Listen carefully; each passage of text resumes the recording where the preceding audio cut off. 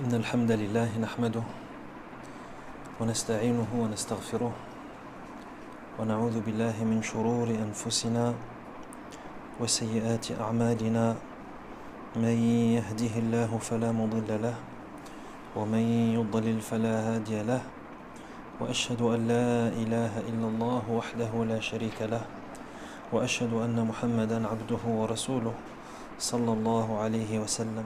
أما بعد، فإن أصدق الحديث كتاب الله وخير الهدي هدي محمد صلى الله عليه وسلم وشر الأمور محدثاتها وكل محدثة بدعة وكل بدعة ضلالة وكل ضلالة في النار. ثم أما بعد.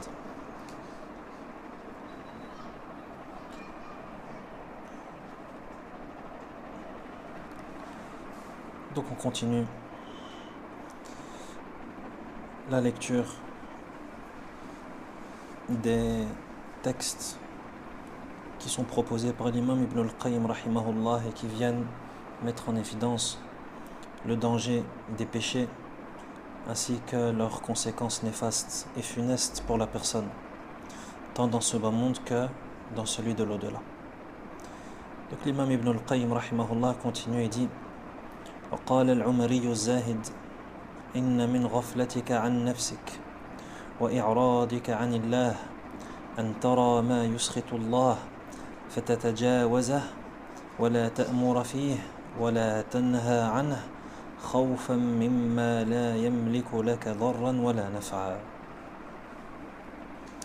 L'imam Ibn al-Qayyim rahimahullah rapporte cette parole de Al-Umari, le dévot, l'ascète, qui disait: parmi les choses qui prouvent la négligence que tu as vis-à-vis de ta personne et le détournement dont tu fais preuve vis-à-vis d'Allah, c'est que tu passes devant ce qui suscite le courroux, c'est-à-dire la colère et le désagrément d'Allah, sans rien ordonner ou interdire à ce sujet. Pourquoi ?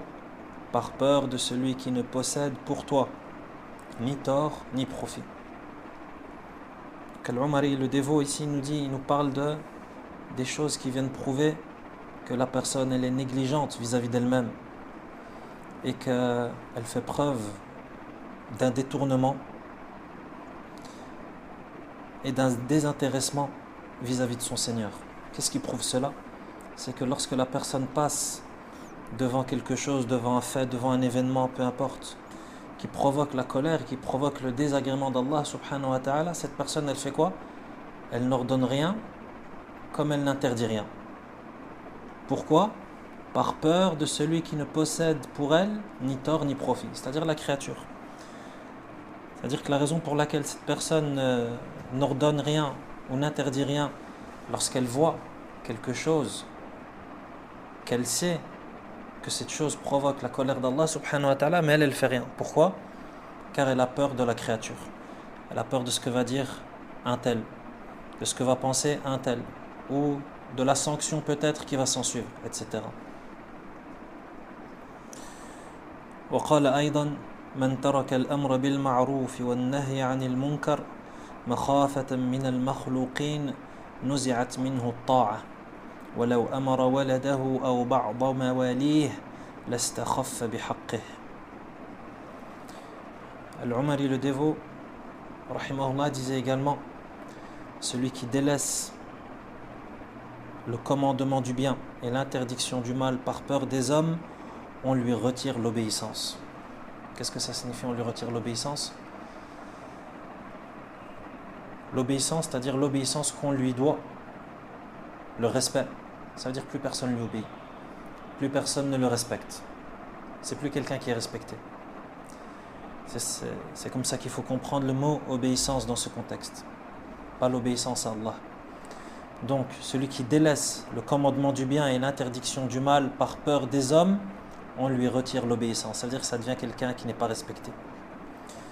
Il continue, il dit: si bien que même s'il ordonne à son enfant ou à un de ses servants, il le dédaigne, c'est-à-dire il le méprise. Et cette personne, elle va devenir, elle sera tellement pas respectée et personne ne lui obéira à tel point que même son enfant, lorsqu'il va lui ordonner quelque chose, ou même ses servants, ses esclaves s'il en a, lorsqu'il va leur ordonner quelque chose, ils vont le dédaigner et ils vont le mépriser. Donc c'est un point sur lequel on doit se remettre en question. Si vous avez remarqué depuis le début du livre, tout ce qu'on a entendu, tous les textes qui ont été relatés, ça remet en place beaucoup de choses. Pourquoi est-ce qu'il n'y a pas de pluie? Pourquoi est-ce que les gouverneurs sont injustes? Pourquoi ici dans ce que nous dit Al-Umari, pourquoi est-ce qu'on ne nous obéit pas? C'est important de comprendre la véritable source et la véritable raison. C'est important de comprendre, comme on a expliqué ça à la séance précédente, c'est important de comprendre où est le mal et quel est le bon remède. Donc si tu vois que tes enfants, par exemple, ne t'obéissent pas, ou les gens qui sont tous sous ta charge et sous ta responsabilité, lorsque tu ordonnes, ils ne t'obéissent pas, remets-toi en question vis-à-vis de ta relation avec Allah subhanahu wa ta'ala. Et revois les péchés que tu as commis. Et ici, l'Umari nous parle d'un péché en particulier qui est le fait de délaisser l'ordonnance ou le fait d'ordonner ou de commander le bien et le fait d'interdire le mal.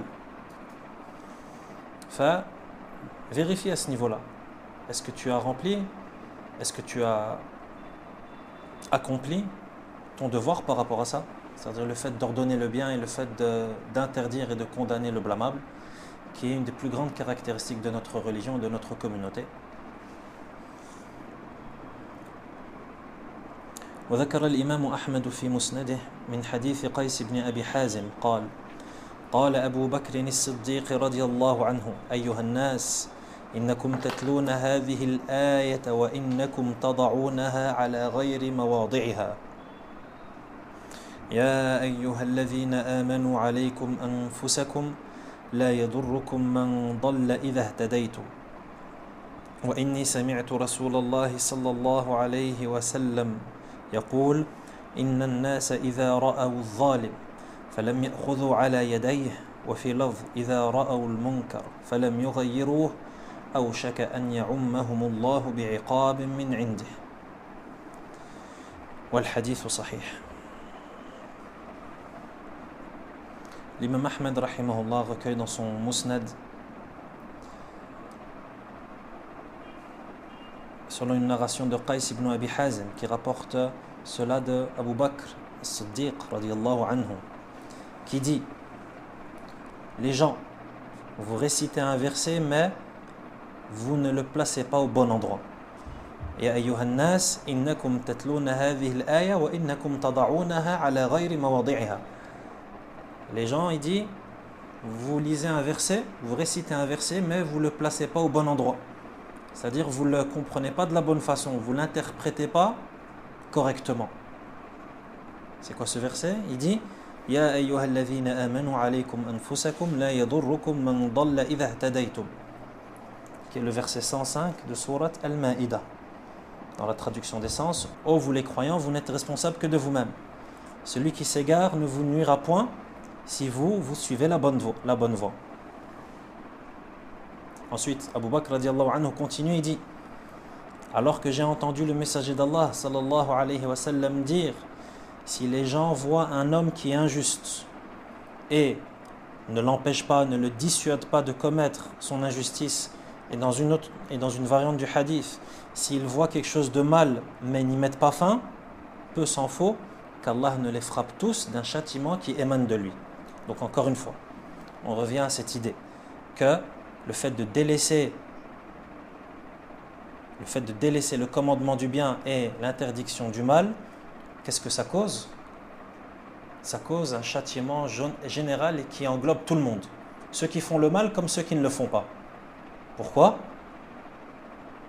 On revient au hadith de Aïcha radiallahu anha, ou encore dans le hadith où les compagnons ont dit: n'y aura-t-il pas des gens pieux parmi ces gens sur lesquels va descendre le châtiment ce jour-là?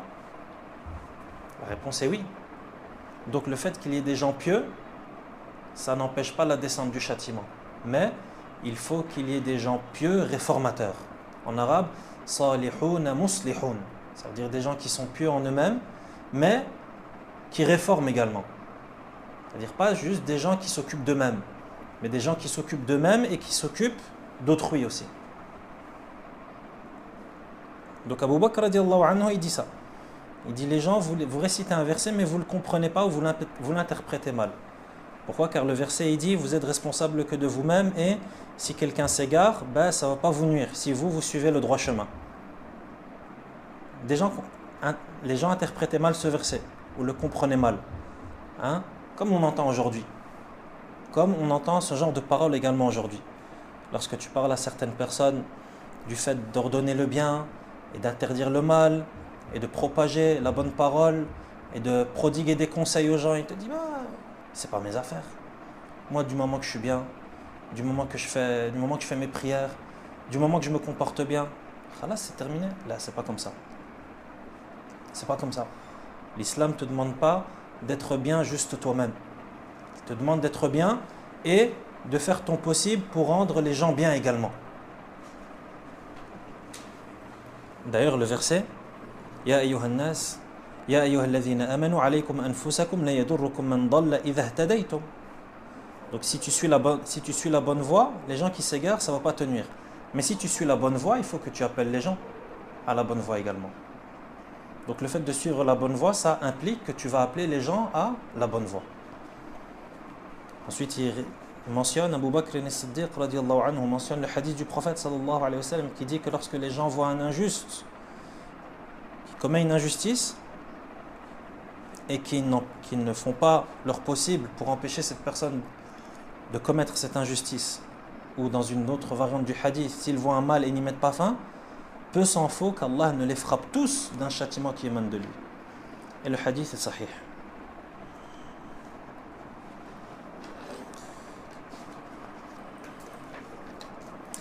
وذكر الإمام أحمد عن عمر بن الخطاب رضي الله عنه توشك القرى أن تخرب وهي عامرة قيل وكيف تخرب وهي عامرة قال إذا علا فجارها أبرارها وساد القبيلة منافقها.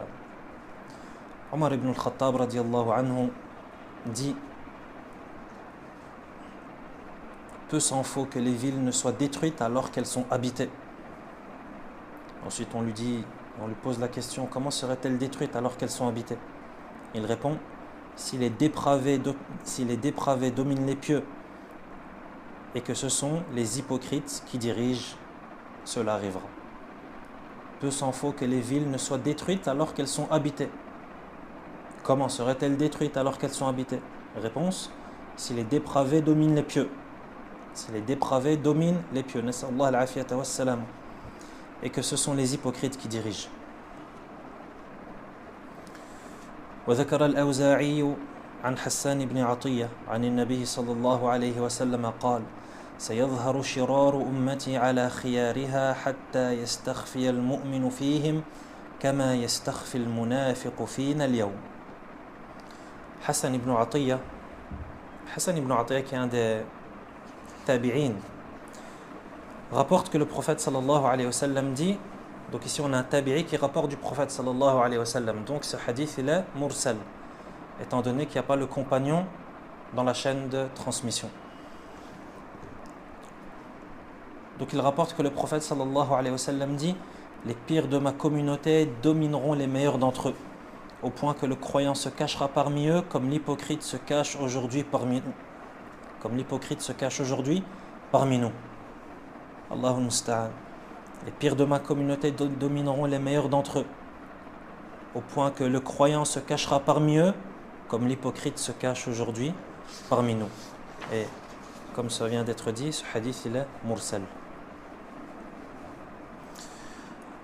وذكر الإمام أحمد من حديث جرير أن النبي صلى الله عليه وسلم قال ما من قوم يعمل فيهم بالمعاصي هم أعز وأكثر ممن يعمله لم يغيروه إلا عمهم الله بعقاب.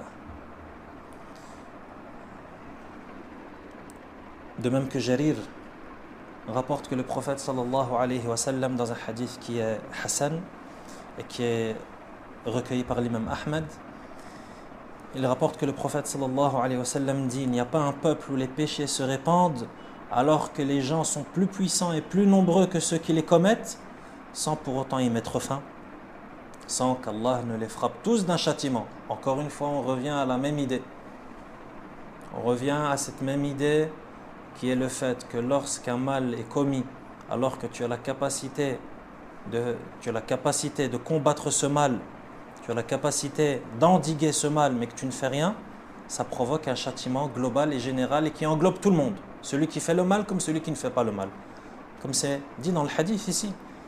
Il n'y a pas un peuple où les péchés se répandent, alors que les gens sont plus puissants et plus nombreux que ceux qui les commettent. Ça veut dire que les gens sont plus puissants et plus nombreux que ceux qui commettent le mal. Mais ils ne font rien pour endiguer ce mal. Ils ne font rien pour arrêter ce fléau. Résultat, Allah Azza wa Jal frappe tout le monde du châtiment. D'où l'importance pour les musulmans de faire ce devoir, d'ordonner le bien et de condamner un mal, et de condamner le mal. Allah Azza wa Jal t'a guidé vers le droit chemin. Khalas, c'est fini. Yani cette guidée qu'Allah subhanahu wa ta'ala t'a donnée, c'est quelque chose qui reste chez toi. Tu as envie de rester seul sur le droit chemin, ou bien tu fais en sorte que tout le monde rentre avec toi dans le droit chemin. Fait partie de la reconnaissance vis-à-vis d'Allah subhanahu wa ta'ala, qu'il t'ait guidé vers le droit chemin, fait partie de la reconnaissance que tu fasses des efforts et que tu entreprennes les causes nécessaires pour que les gens entrent avec toi aussi dans le droit chemin. وفي صحيح البخاري عن أسامة بن زيد قال: سمعت رسول الله صلى الله عليه وسلم يقول: يجاء بالرجل يوم القيامة فيلقى في النار فتندلق أقتابه في النار فيدور كما يدور الحمار برحاه فيجتمع عليه أهل النار فيقولون: أي فلان ما شأنك ألست كنت تأمرنا بالمعروف وتنهانا عن المنكر؟ قال: كنت آمركم بالمعروف ولا آتيه وأنهاكم عن المنكر وآتيه. Ici l'imam Ibn al-Qayyim rahimahullah mentionne un hadith qui est très grave, extrêmement dangereux. Et un hadith qui fait très peur. Pourquoi? Parce qu'après avoir mentionné des textes qui font état de la gravité du fait de ne pas ordonner le bien et de ne pas condamner le mal, l'imam Ibn al-Qayyim rahimahullah il vient avec un autre hadith qui fait quant à lui état de quoi? De la gravité du fait d'ordonner le bien et de condamner le mal, mais de faire l'inverse. Ça veut dire toi tu ordonnes le bien et tu condamnes le mal. Mais toi, vis-à-vis de ta personne, dans ta vie privée, dans ta vie personnelle, tu fais l'inverse. Ça veut dire que tu ne fais pas le bien et tu fais le mal. Nas'Allah al-afiyata wassalam. Le hadith est rapporté par Al-Bukhari et Muslim. Et c'est un hadith qui est de Usama ibn Zayd radiyallahu anhuma, qui rapporte qu'il a entendu le messager d'Allah sallallahu alayhi wa sallam dire: au jour de la résurrection, on amènera un homme qu'on jettera au feu. Ses entrailles pendront à l'extérieur de son ventre et il tournera autour d'elle comme l'âne tourne autour d'une meule. Est-ce qu'on sait c'est quoi la meule? Comment est-ce que les gens faisaient avant pour moudre le grain?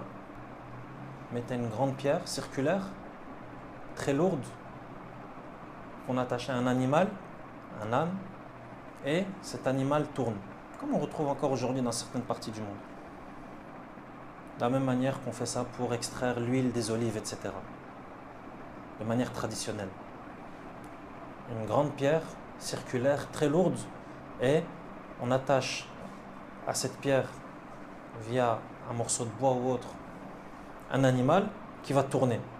Et cette pierre, elle va tourner avec l'animal. Et lorsqu'elle va tourner, elle va moudre. Elle va moudre le grain, et qu'après, les différentes étapes continuent jusqu'à ce que ça devienne de la farine. Ça, c'est ce qu'on appelle la meule. En arabe, ar-raha. Donc cette personne qu'on amènera le jour de la résurrection, qu'on jettera dans le feu, et ses entrailles c'est-à-dire ses intestins, ce qui est à l'intérieur de son ventre, pendront à l'extérieur de son ventre, il tournera autour d'elle comme l'âne tourne autour d'une meule. Les gens de l'enfer se réuniront autour de lui et ils lui diront: un tel, qu'est-ce qui t'est arrivé? C'était pas toi qui nous ordonnais le bien et qui nous interdisait le mal? Et il répondra: je vous ordonnais effectivement le bien, mais je ne le pratiquais pas. Et je vous interdisais le mal, mais je le commettais. Et Allah ne fait pas de nous des gens qui font partie de ces gens. Regardez le châtiment qui est réservé à celui qui ordonne le bien, mais qui ne l'accomplit pas. Et à celui qui interdit le mal, mais qui le commet. Donc, en islam, tu es obligé d'ordonner le bien et d'interdire le mal. Mais il faut aussi que ce bien que tu ordonnes, tu le fasses. Et que ce mal que tu interdis, tu ne le commets pas. Comme Allah Azza wa Jal dit à propos des Juifs dans le Coran, Banu Israël: أَتَأْمُرُونَ النَّاسَ بِالْبِرِّ وَتَنْسَوْنَ أَنفُسَكُمْ وَأَنْتُمْ تَتْلُونَ الْكِتَابَ أَفَلَا تَعْقِلُونَ. Est-ce que vous ordonnez aux gens le bien et la bonté? أَتَأْمُرُونَ النَّاسَ بِالْبِرِّ وَتَنْسَوْنَ أَنفُسَكُمْ. Alors que vous oubliez vos propres personnes. Et toi tu ordonnes aux gens le bien. Tu leur dis: faites cela, faites la prière, pratiquez le tawhid, faites le jeûne, donnez l'aumône, donnez la sadaqat, faites le pèlerinage, soyez bons envers vos parents, ayez un bon comportement. Et toi tu t'oublies. Et toi tu fais rien de tout ça. De même que tu leur dis: ne pratiquez pas le shirk, soyez sincères, soyez véridiques, ne volez pas, ne commettez pas la fornication, ne faites pas le riba, alors que toi tu fais tout ça. Et ça c'est de la raison, c'est du bon sens. Voilà pourquoi Allah Azza wa Jal dit dans le fond, à la fin du verset: Afala ta'qilun. Est-ce que vous ne raisonnez pas? Vous avez perdu la raison. Ou dans un autre verset: Lima taquluna ma la taf'alun. Pourquoi est-ce que vous dites ce que vous ne faites pas? Kabura maqtan 'inda Allahi an taqulu ma la taf'alun. C'est quelque chose d'abject et d'abominable chez Allah subhanahu wa ta'ala que de dire ce que tu ne fais pas. Donc, on a les deux choses à ne pas faire. Première chose, ne pas délaisser le fait d'ordonner le bien et de condamner le mal. Ne pas délaisser le prêche.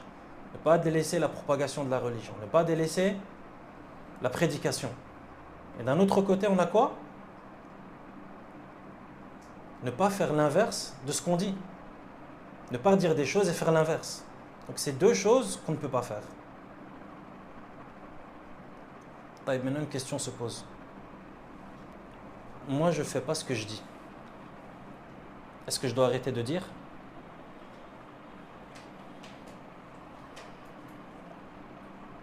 Quelqu'un ne fait pas ce qu'il dit. C'est-à-dire il ordonne le bien et il condamne le mal.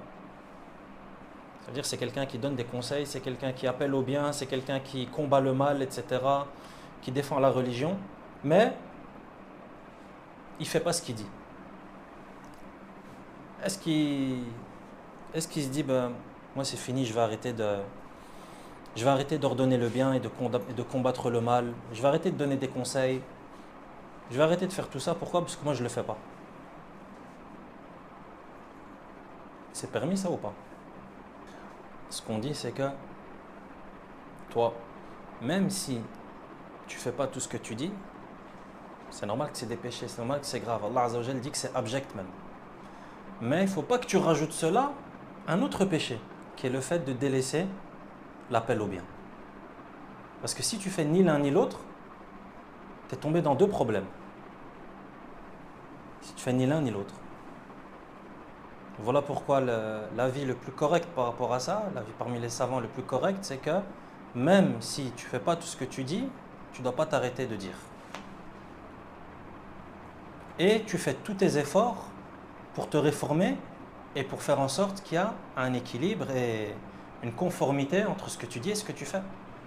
Car le fait qu'il n'y a pas de conformité entre ce que tu dis et ce que tu fais, c'est Allah al-Musta'an, il y a un déséquilibre et un écart qui n'est pas un bon signe. Qu'Allah subhanahu wa ta'ala nous accorde la véracité et la sincérité. Donc on fait attention à ne pas tomber dans les deux problèmes, dans les deux fléaux.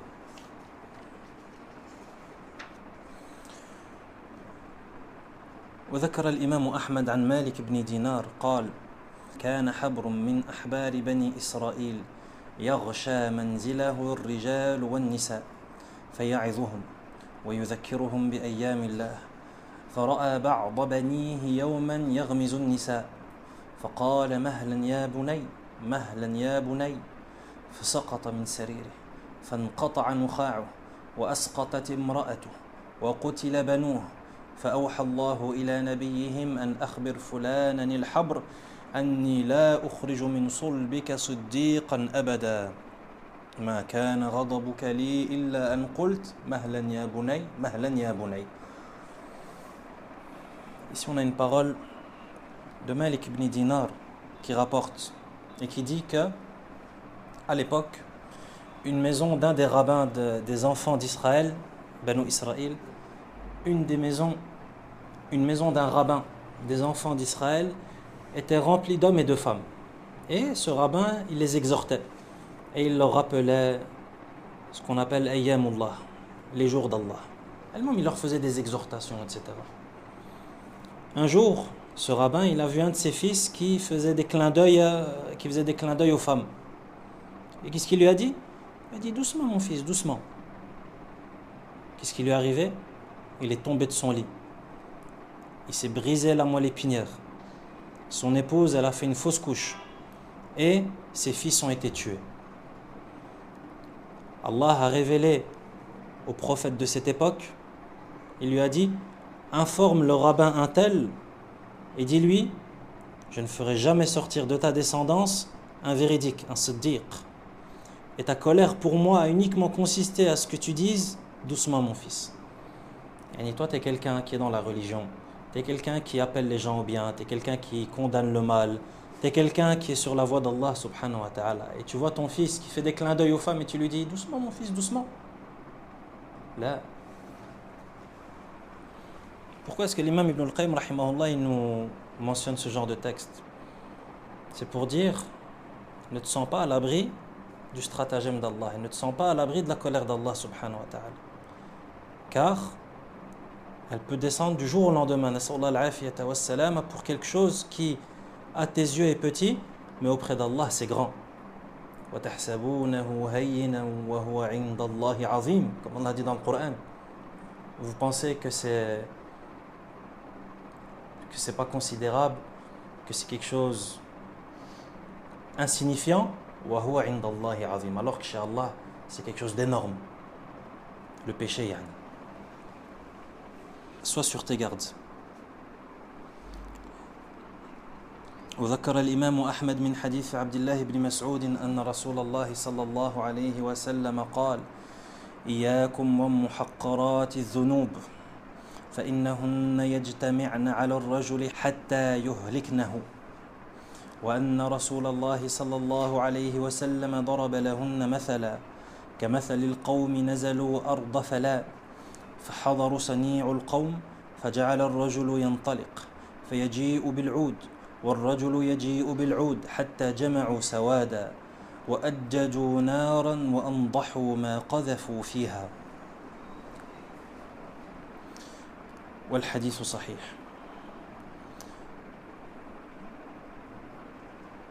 Ibn Mas'ud radiallahu anhu rapporte que le messager d'Allah sallallahu alayhi wa sallam dit dans un hadith qui est recueilli par l'imam Ahmed rahimahullah et qui est authentique. Le messager d'Allah sallallahu alayhi wa sallam dit Iyyakum wa muhaqqarati dhunub. Ça aussi c'est une phrase que tu peux mémoriser et inscrire dans ton logiciel de vie. Ça aussi c'est une règle de vie. Iyyakum wa muhaqqarati dhunub. Faites attention aux péchés que vous négligez. Méfiez-vous des péchés que vous négligez, qui sont négligés. فَإِنَّهُنَّ يَجْتَمِعْنَ عَلَى الرَّجُلِ حَتَّى يُهْلِكْنَهُ. Le prophète sallallahu alayhi wa sallam explique pourquoi est-ce qu'on doit se méfier de ces péchés qu'on néglige et qu'on dit « Ah mais non, c'est pas grave. Ah mais non, c'est quelque chose de petit, c'est pas grave, c'est pas la fin du monde comme ils disent. » Ces péchés-là, faites très très attention à cela. Pourquoi? Parce que le prophète sallallahu alayhi wa sallam dit فَإِنَّهُنَّ يَجْتَمِعْنَ عَلَى الرَّجُلِ حَتَّى يُهْلِكْنَهُ. Car ces péchés, ils s'amassent jusqu'à causer la perte de leur auteur. Ils s'amassent. De la même manière que goutte après goutte se forme un ruisseau, puis se forme une rivière, puis se forme un fleuve. Et les fleuves se rejoignent et se jettent dans la mer. Et les mers forment des océans. Donc regarde ce qu'elles ont fait les gouttes. Une goutte, c'est insignifiant, non? C'est pas grand, c'est très petit. Mais regarde ce qu'elles ont fait les gouttes, elles ont fait des océans. Un grain de sable, c'est grand? Là, c'est pas grand. Avec un grain de sable, après un grain de sable, après un autre grain de sable, ça t'a fait quoi? Des déserts. Avec des grains de sable à perte de vue. Un caillou, un tout petit caillou. C'est grand? Là, c'est pas grand. Avec un caillou, après un autre caillou, après un autre caillou, qui te fait des roches, et qui te fait des couches de roches, et qui te fait... Et ça t'a donné quoi? Des montagnes. Voilà pourquoi le prophète sallallahu alayhi wa sallam nous donne et nous prodigue ce conseil. Il nous fait cette mise en garde. Iyyakum wa muhaqqarati dhunub. Faites attention aux péchés que vous négligez. Parce que lorsque tu les négliges, tu ne fais pas attention et tu les laisses à chaque fois passer. Là, c'est pas grave, c'est petit. Là, celui-là, c'est pas grave, c'est petit. Ah, c'est pas grave. Fais-le, c'est pas quelque chose de très grave. Ça, dis-le, c'est pas quelque chose de très très grave. Et ça passe, et ça passe, et ça passe, et ça passe. Mais quand ça passe, ça s'accumule derrière. Ça s'accumule, ça s'accumule, ça s'accumule jusqu'à ce que ça devienne quelque chose. Allahu musta'an. Il dit, car ils s'amassent jusqu'à causer la perte de leur auteur. Et le prophète sallallahu alayhi wa sallam a donné un exemple, a donné une image de cela. Il a donné l'exemple d'un groupe de voyageurs qui se sont arrêtés sur une terre aride pour camper. Et lorsque l'heure du souper est arrivée, les voyageurs se sont mis à aller chercher des brindilles de bois, des branches, pour faire un feu. Et chaque personne ramenait une brindille ou bien une branche de bois. Est-ce que tu peux faire un feu avec une branche de bois, avec une brindille, avec un petit morceau de bois? Tu peux pas. Donc lui, il apporte un morceau. Lui, il apporte une brindille. Lui, il apporte une branche. Et lui, et lui, et lui. Et après, qu'est-ce que tu as assez de bois pour faire quoi? Une fournaise. Et c'est ce qui s'est passé. Et c'est ce qu'a dit le prophète sallallahu alayhi wa sallam. Il dit, chacun ramène une brindille, dont ils formèrent un tas qu'ils allumèrent ensuite. Et ils purent ainsi préparer leur souper qui fut cuit à point. Donc faites très attention aux péchés que tu négliges. Faites très attention. Pourquoi? Parce que derrière ça s'amasse jusqu'à ce que ça cause ta perte, comme a dit le prophète sallallahu alayhi wa sallam.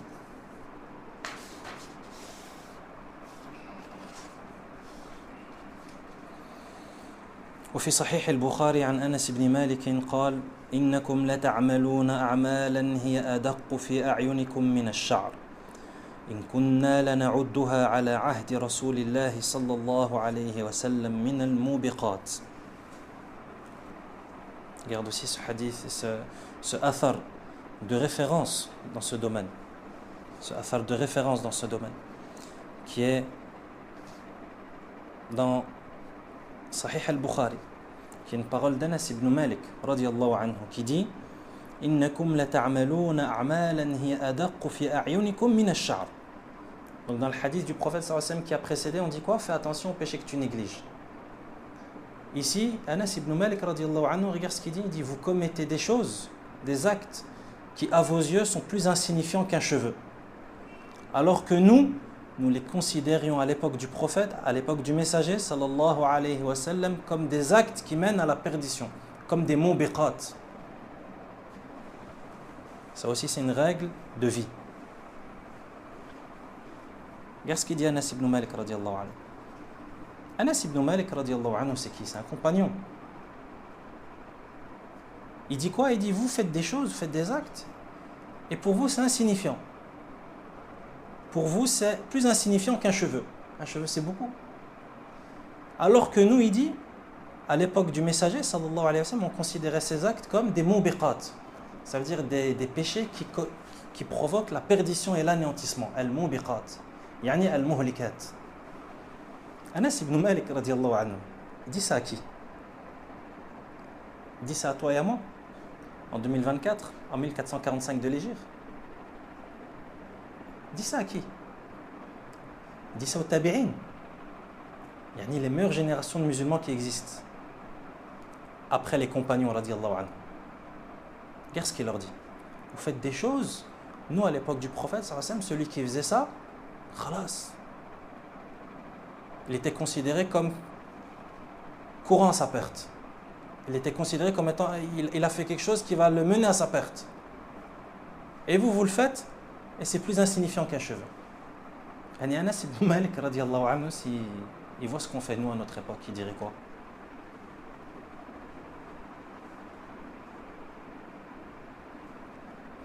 Nas'Allah an ya'fu anna.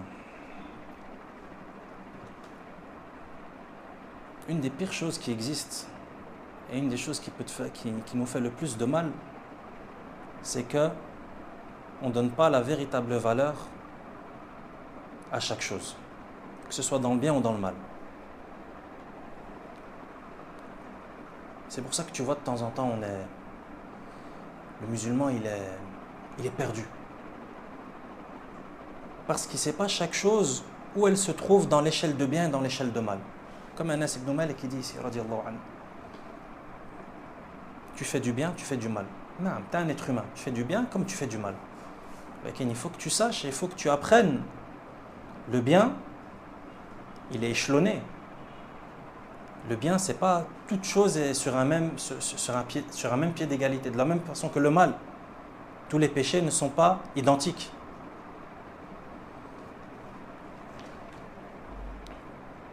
Tu vois des gens, ils font des choses incroyables.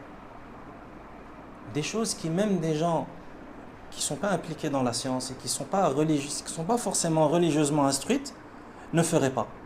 Et tu vois certaines personnes qui sont soi-disant instruites religieusement, qui ont soi-disant un lien avec la science, qui font des choses que même la personne qui n'a jamais ouvert un livre dans sa vie ne ferait pas. Et après, lorsque tu lui parles, ou il te parle, tu entends dans son discours qu'il n'a pas fait quelque chose de très grave. Non, mais c'est pas grave, mais j'avais telle et telle excuse. Tu avais telle et telle excuse, tu as fait quelque chose de grave. Pourquoi est-ce que tu cherches à te décharger? Non, mais c'est pas grave, et c'est pas grave. Comment est-ce que tu veux te repentir à Allah subhanahu wa ta'ala si toi déjà dans ta tête, tu n'as pas fait quelque chose de grave? Et toi, tu as fait quelque chose, c'est pas grave, c'est léger. Quel repentir va suivre cela? Alors qu'Anas ibn Malik radiyallahu anhu, il disait aux tabi'in que vous faites des choses, c'est plus insignifiant pour vous qu'un cheveu, alors que nous, si on le faisait à l'époque du prophète, sallallahu alayhi wa sallam, khalas, on savait qu'on courait à notre perte. C'était des mubiqat. Et toi, tu viens et tu dis, ouais, mais c'est pas grave, il y a ci, il y a ça. Ya akhi, taqillah, réveille-toi.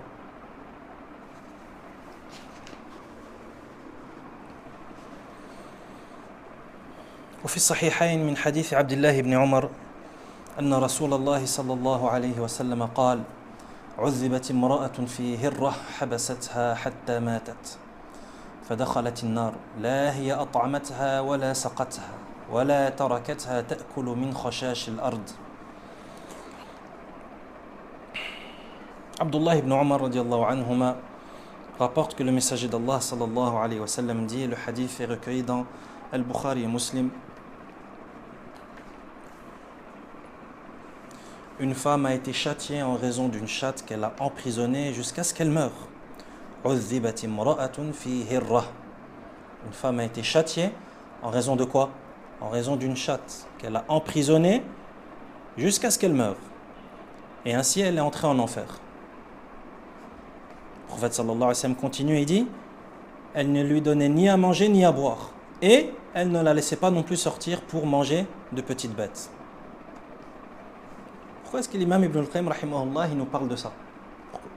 Pourquoi est-ce qu'il nous mentionne ce hadith? C'est quoi le rapport avec notre thématique? C'est qu'Allah Azza wa Jal, Il a fait rentrer une femme en enfer, pourquoi? Pour une chatte. C'est un petit animal, un animal banal. Donc si Allah Azza wa Jalla a fait entrer quelqu'un en enfer pour une chatte, ne te sens pas à l'abri, toi.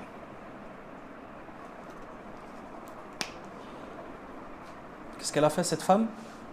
Elle a emprisonné cette chatte et elle ne lui donnait ni à manger, ni à boire. Et pire que ça, elle l'a emprisonnée, c'est-à-dire qu'elle ne lui donnait pas à manger, elle ne lui donnait pas à boire, mais elle n'a même pas laissé ce pauvre animal sortir pour s'alimenter lui-même. Donc elle n'a pas été bienfaisante envers le chat en lui donnant à manger, en lui donnant à boire, mais en plus de ça, elle n'a même pas laissé ce chat pour aller manger la nourriture d'Allah subhanahu wa ta'ala. نسأل الله العافية والسلامة. في الحلية لأبي نعيم عن حذيفة أنه قيل له في يوم واحد تركت بنو إسرائيل دينهم قال لا ولكنهم كانوا إذا أمروا بشيء تركوه وإذا نهوا عن شيء ركبوه حتى انسلخوا من دينهم كما ينسلخ الرجل من قميصه. Et dans Al-Hilya d'Abu Nu'aym, on rapporte que on a un jour demandé à Hudhayfa radiyallahu anhu, et on lui a dit: est-ce que les fils d'Israël, les enfants d'Israël, Banu Israël, est-ce que les enfants d'Israël ont délaissé leur religion en un seul jour? Hudhayfa répond et dit: non, la walakinnahum kanu idha umiru bi shay'in tarakuh. Mais lorsqu'on leur ordonnait une chose, ils la délaissaient, et lorsqu'on leur interdisait une chose, ils la commettaient. وإذا نهوا عن شيء ركبوه حتى انسلخوا من دينهم, jusqu'à ce qu'ils se sont défaits de leur religion. حتى انسلخوا من دينهم, jusqu'à ce qu'ils se sont défaits, jusqu'à ce qu'ils aient quitté leur religion. كما ينسلخ الرجل من قميصه, comme l'homme enlève sa chemise, comme l'homme enlève son vêtement. Encore une fois, on revient à la même idée. C'est que l'égarement, il ne vient pas subitement. Shaitan, il a son temps. Shaitan, il est là jusqu'au jour de la résurrection. T'inquiète pas pour ça. C'est toi qui n'as pas le temps. C'est toi le miskin qui vit 60 ans. Comme a dit le prophète sallallahu alayhi wa sallam, que la moyenne d'âge de ma communauté se trouve entre 60 et 70, 70 ans. Et peu nombreux sont les gens qui dépassent cela. Toi, tu vis 60 ans, 65 ans, 70 ans, 70 ans, 80 ans. Tu vas aller jusqu'où? Lui, Shaitan, il a son temps. Et il sait quel chemin te faire prendre pour arriver à l'objectif qui est le sien. C'est-à-dire te faire tomber dans la mécréance et dans le polythéisme. Lui, c'est ça son but. Lui, son but, lorsqu'il te prend à une étape, à un arrêt, c'est pas ça qu'il veut de toi. Lui, il a un terminus qui est bien défini dans sa tête. Et il sait très bien où il va avec toi. Mais il te fait passer par des chemins intermédiaires et par des étapes et par des arrêts périphériques juste pour brouiller les pistes. S'il vient chez toi dès le début, il dit viens avec moi en enfer éternellement, s'il te plaît, parce que j'ai pas envie de rentrer tout seul. Qui va le suivre? Là, il dit viens, on va faire ci là-bas, c'est bien. Là, il y a de l'obéissance à Allah subhanahu wa ta'ala. Là, il y a quelque chose de bien. Là, tu vas aider les gens. Là, tu vas faire ci. Là. Il va toujours rentrer par une porte. La porte, on dirait, c'est du bien. Mais derrière la porte, c'est du mal. Hein? D'où le titre du livre d'Ibn al-Jawzi, rahimahullah. Talbis ou Iblis. Talbis, Iblis. Pourquoi? Parce que le shaitan, yulebbis. Ça veut dire il ruse. Ça veut dire le mal, il ne te l'apporte pas comme ça, sur un plateau. Tiens, mange du poison. Tiens, bois une fiole d'arsenic. Comme ça, tu meurs dans la seconde. Qui va boire? Là, le poison, il le met dans un beau cadeau, dans quelque chose de délicieux, dans un beau gâteau, avec de la crème, avec des fruits, avec de la chantilly, et je ne sais quoi. Ah, il est beau le gâteau. Ah, mashallah, il sent bon. Mashallah. Mais goûte, regarde, c'est sucré. Maintenant, c'est sucré. Tu penses que le shaitan, il va t'apporter quelque chose de mal à 100%? C'est normal, il va le recouvrir, et il va Il va le recouvrir de sucré, de tout un tas de choses qui vont t'attirer. Pourquoi? Parce que lui, il sait que lorsque tu vas arriver à la partie empoisonnée, khalas, tu ne pourras pas t'en remettre. Et même si tu as mangé quelque chose de bien auparavant, ça ne change rien. Khalas, tu as mangé le poison. C'est fini. Ici, c'est ça qui est voulu. Est-ce que les enfants d'Israël, Banu Israël, ils ont délaissé leur religion en un jour? Là, Shaitan, il ne va pas te faire délaisser ta religion en un jour. Shaitan, il veut que tu délaisses ta religion. Et il sait que pour que tu délaisses ta religion, c'est un travail de longue haleine. C'est un marathon, c'est pas un sprint. Pour que tu délaisses ta religion, il va d'abord falloir que tu délaisses 1, 2, 3, 4, 5. Il a tout un plan. Et pour te faire délaisser tout cela, il a tout un stratagème, t'inquiète pas. Mais il sait que lorsqu'il sera parvenu à te faire délaisser tout cela, c'est fini. Enlève ton vêtement de la religion. C'est ce qu'il dit Hudayfa radiallahu anhu. Il dit non, ils n'ont pas délaissé leur religion en un jour. Mais lorsqu'on leur ordonnait une chose, ils la délaissaient. Et lorsqu'on leur interdisait une autre, ils la commettaient. Au point de se défaire de la religion comme l'homme enlève sa chemise, son vêtement. Hein? Comment est-ce que tu enlèves ton vêtement lorsque tu as un pull, ou tu as un tamis, ou tu as... Peu importe. Tu l'enlèves d'un coup, comme ça. On aimerait tous faire comme ça. On aimerait tous claquer des doigts et boum, tu es habillé. Claquer des doigts et boum, tu enlèves tes vêtements. Mais c'est pas comme ça. Quand tu enlèves tes vêtements, une manche, puis la deuxième manche, et puis l'épaule se bloque, et puis ça rentre dans ta tête. C'est comme ça que ça se passe ou pas? C'est comme ça, là, celui qui perd sa religion, petit à petit, l'un après l'autre. Voilà pourquoi Allah Azza wa Jalla dit quoi?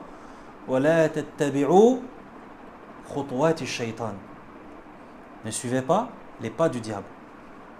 Les pas du diable. Hein? Donc tu as cette idée de stratagème et de ruse. Et un autre truc, Allah Azza wa Jalla, il n'a pas dit le pas du diable. Je crois parce que le diable, pour toi, il a des pas. Il a des étapes. Il a des arrêts. Le chemin, il est long. Hein, on a dit, il a le temps, lui. Le chemin, il est très très long. Mais il sait très très bien où il va le chemin, lui. Donc toi, fais très attention à ne pas suivre le premier pas par lequel il va te prendre. Même si à tes yeux, c'est quelque chose d'insignifiant. Maintenant, on comprend pourquoi est-ce que les salafs disaient cela. Et pourquoi est-ce que le prophète sallallahu alayhi wa sallam nous a dit cela? Faites attention aux péchés que vous négligez.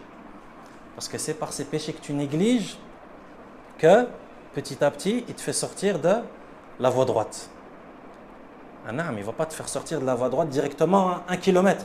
Non, d'abord, il va te faire dévier de quoi? 1 millimètre. 1 millimètre, tu ne vas même pas le sentir. Le prophète sallallahu alayhi wa sallam, il te dit que même ce millimètre-là, ne dévie pas d'1 millimètre. Reste sur le chemin d'Allah subhanahu wa ta'ala, sur la voie droite, sur la voie rectiligne. Pourquoi? Parce qu'une fois que tu as dévié d'1 millimètre, hein, qu'est-ce qui se passe qu'une fois que tu as dévié d'1 millimètre et que tu continues sur cette voie? Au plus tu vas avancer, au plus tu vas dévier. Ça ou pas? En géométrie, c'est comme en géométrie, on voit ça. Hein? La tête du triangle, dès que la tête du triangle à la pointe, l'écart il est grand ou pas? Non, il est tout petit. Mais au plus tu avances, au plus l'écart entre les deux arêtes, il augmente. C'est pareil avec l'égarement en religion. Au début, c'est tout petit. Et au fur et à mesure que tu avances, tu dévies, jusqu'à ce que tu arrives à des écarts entre ton degré de déviance et le droit chemin. Tu trouves des kilomètres. Allah subhanahu wa ta'ala nous garde sur sa voie droite et nous maintienne dessus et nous fasse mourir dessus. ومنها هنا قال بعض السلف المعاصي بريد الكفر كما أن القبلة بريد الجماع والغناء بريد الزنا والنظر بريد العشق والمرض بريد الموت. L'imam Ibn al-Qayyim rahimahullah, il continue et dit, c'est pourquoi les pieux prédécesseurs disaient Al-ma'asi baridul kufr. Al-ma'asi, les péchés, les actes de désobéissance, sont le barid du kufr, de la mécréance. C'est quoi le barid? Comment est-ce qu'on appelle la poste dans les pays arabes? Barid. Al-barid, c'est la poste. C'est quoi le barid de base, littéralement, en arabe? Al-barid, c'est l'animal qui servait à faire, à transporter les colis, les lettres, etc., d'un endroit à un autre. Avant, il n'y avait pas de poste. L'ancêtre de la poste, c'est quoi? C'est des animaux, des chevaux qui faisaient les trajets et qui avaient des colis avec eux ou des lettres, etc., etc. C'est ça, al-barid en arabe. Même en français, la poste, ça vient de l'italien posta, qui est l'endroit réservé dans l'écurie des chevaux qui, justement, faisaient ce travail de transport de lettres. Hein, les chevaux étaient postés. Donc même en français, la poste, c'est exactement la même idée. Il dit quoi? Il disait quoi les salafs? Al-ma'asi baridul kufr. Yani les péchés, c'est comme si on disait le facteur. Les péchés, c'est le facteur de la mécréance. Le messager de la mécréance. Pourquoi? Parce que de la même manière que le cheval transportait les colis et les lettres et les mandats, etc., d'un endroit à un autre, les péchés te font la même chose. Ils t'emportent et ils t'emmènent vers la mécréance. Al-ma'asi baridul kufr. Toujours la même idée. Fais très attention aux actes de désobéissance. Et ne dis pas c'est petit. Ne dis jamais cela. Ne dis jamais cela, comme on va le voir là dans les textes qui vont arriver. Walakin, c'est un péché, écarte-toi. C'est un péché, Allah a interdit, écarte. Mets-toi à des années-lumière de cette chose. Le prophète sallallahu alayhi wa sallam a interdit, écarte-toi. Ne pense même pas à t'approcher. Al-ma'asi baridul kufr. Les péchés sont le facteur, ou en traduisant, on va peut-être dire amen. Hein, ils disent les péchés amènent à la mécréance. Kama anna al-qublata baridul jima'. De la même manière que, hein, regarde, il t'explique, il te donne si tu comprends pas comment est-ce que les péchés amènent à la mécréance, regarde ce qu'ils te disent. Ils te disent Kama anna al-qublata baridul jima'. De la même manière que le baiser, hein, le fait d'embrasser, ça amène au rapport charnel. Wal ghina baridul zina. De la même manière que al-ghina, c'est-à-dire la musique, ça apporte tout et ça amène nous à zina, la fornication. Donc regarde le lien qu'il y a entre la musique et la fornication. Wal-nazar baridul ishq. De la même manière que le regard amène à l'amour fou, à l'ishq. Wal-marad baridul maut. De la même manière que la maladie amène à la mort. وفي الحلية أيضا عن ابن عباس رضي الله عنهما أنه قال يا صاحب الذنب لا تأمن سوء عاقبته ولما يتبع الذنب أعظم من الذنب إذا عملت.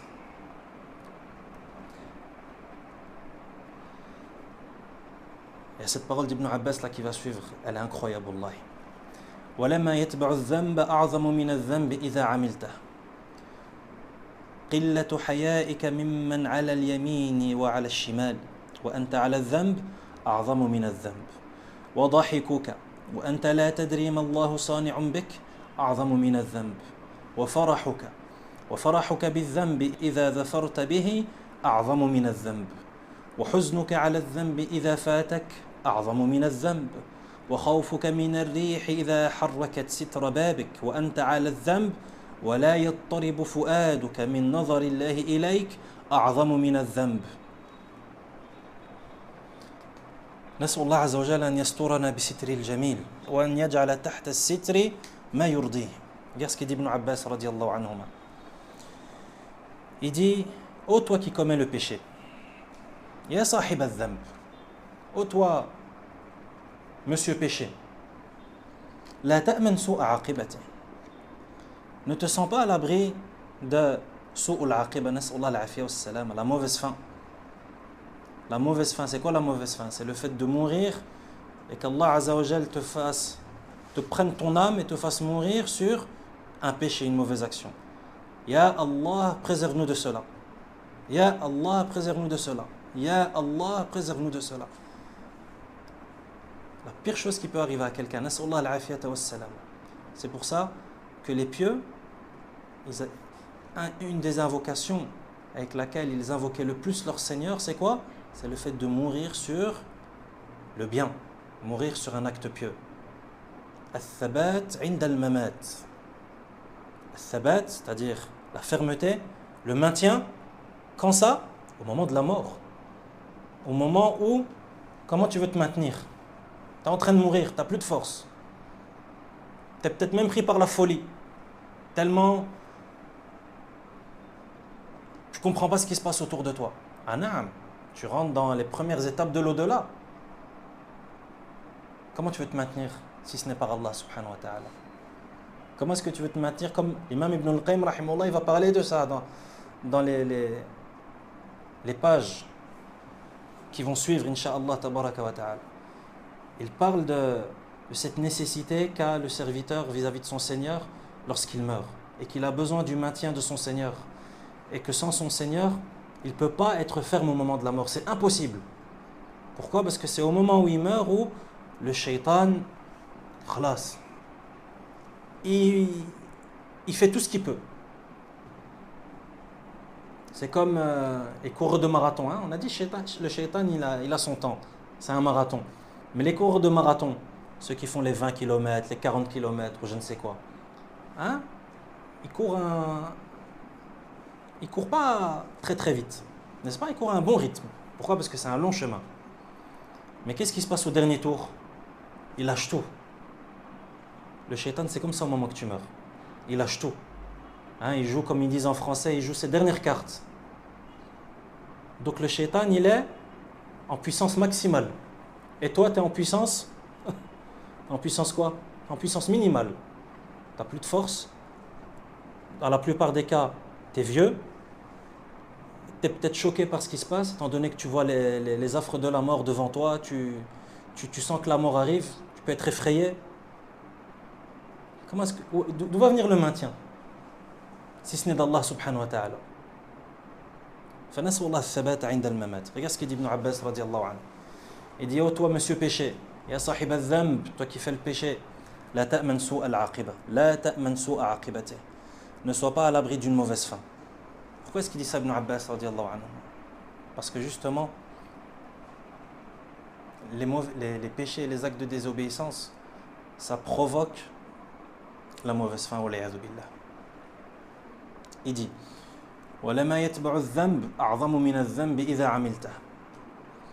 Il dit: ce qui suit le péché que tu fais, c'est pire que le péché lorsque tu le fais. C'est pire que le péché que tu commets. Il dit: ce qui fait suite au péché est pire que le péché lorsque tu le commets. Ça veut dire ce qui va suivre le péché que tu as fait, c'est pire que le péché que tu as fait. Il explique cela en disant: قلة حيائك ممن على اليمين وعلى الشمال وأنت على الذنب أعظم من الذنب. Il a dit ton manque de pudeur lorsque tu commets le péché. Ton manque de pudeur vis-à-vis de celui qui est sur ta droite et sur ta gauche, hein, les anges qui écrivent. Ton manque de pudeur vis-à-vis de ces deux anges, à droite et à gauche. Lorsque tu commets le péché, il dit c'est pire que le péché lui-même. Et il continue, il dit: وضحكك وأنت لا تدري ما الله صانع بك أعظم من الذنب. Et dit lorsque tu ris, lorsque tu rigoles, alors que tu sais même pas ce qu'Allah subhanahu wa ta'ala va faire de toi. Tu sais même pas ce qu'Allah va faire de toi. Il dit ça c'est pire que le péché. Il dit وفرحك بالذنب إذا ظفرت به أعظم من الذنب. Il dit ta joie de pouvoir accomplir le péché, c'est pire que le péché lui-même. Allahu Akbar. Regarde la compréhension de ces gens. Regarde la profondeur d'esprit de ces gens. Rahimahumullah wa radiya anhum. Il dit, la joie que tu éprouves lorsque tu fais le péché, c'est pire que le péché. وحزنك على الذنب إذا فاتك أعظم من الذنب. Regarde l'inverse maintenant. La tristesse que tu éprouves lorsque tu ne peux pas commettre le péché, c'est pire encore que le péché, c'est pire que ce péché si tu l'avais commis. وخوفك من الريح. Regarde celle-là elle est très subtile celle-là. Il dit وخوفك من الريح إذا حركت ستر بابك وأنت على الذنب ولا يضطرب فؤادك من نظر الله إليك أعظم من الذنب. Qu'est-ce qu'il dit? Il dit la peur que tu éprouves, hein, le stress, le sursaut que tu éprouves lorsque le vent vient bouger le rideau de ta porte. Hein? Les gens avant ils avaient des rideaux, il n'y avait pas de porte. Hein? Le vent lorsqu'il souffle et qu'il vient bouger le rideau de ta porte alors que toi tu es sur le péché, tu es en train de faire quelque chose qu'Allah ne veut pas, tu es en train de commettre le mal, de voir quelque chose qu'Allah ne veut pas que tu vois, de consommer quelque chose d'illicite ou autre, hein? Lorsque le rideau qui est entre toi et les gens se fait souffler par le vent, hein? La peur et le stress que tu éprouves à ce moment-là, il dit quoi? Alors que toi dans ton cœur, il n'y a rien vis-à-vis du regard d'Allah sur toi. Mais lorsqu'il y a un coup de vent qui vient faire bouger ce rideau, le cœur il accélère. Il dit ça, c'est pire que le péché. Hein, nous aujourd'hui on dirait quoi? On dirait la porte de la clinche. Hein? Parce qu'il n'y a plus de... Rares sont les gens qui sont séparés de pièce en pièce ou autre par des rideaux. Enfin, regarde Ibn Abbas radiallahu anhuma, les règles et les analyses et la façon dont ces gens appréhendaient les péchés. نسأل الله عز وجل العافية والسلامة. وقال الإمام أحمد حدثنا الوليد قال سمعت الأوزاعي يقول سمعت بلال بن سعد يقول لا تنظر إلى صغر الخطيئة ولكن انظر من عصيت. Et ça aussi c'est une règle en or que tu peux écrire dans ton catalogue de règles en or. Ça c'est des choses qu'il faut faire, Inch'Allah. C'est pas juste des paroles. À chaque fois que tu entends des règles de vie, des grandes règles de vie, des règles qui vont te servir dans toute ta vie, n'hésite pas toi à avoir par exemple un petit carnet, un petit cahier dans lequel tu écris ces règles. Certains mashayikh conseillent cela. C'est-à-dire toutes les grandes règles dans la religion. Les grandes règles, c'est-à-dire les règles qui vont te servir toute ta vie et des règles sous lesquelles viennent ou des règles qui englobent des millions et des millions de questions. Ça, tu en as besoin. Ça, c'est quelque chose qui est très bénéfique pour la personne.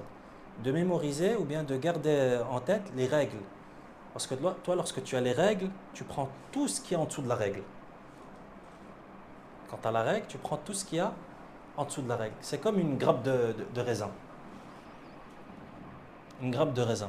Si tu la portes par un raisin, qu'est-ce qui va se passer? Tu vas juste prendre un raisin et toute la grappe va se détacher.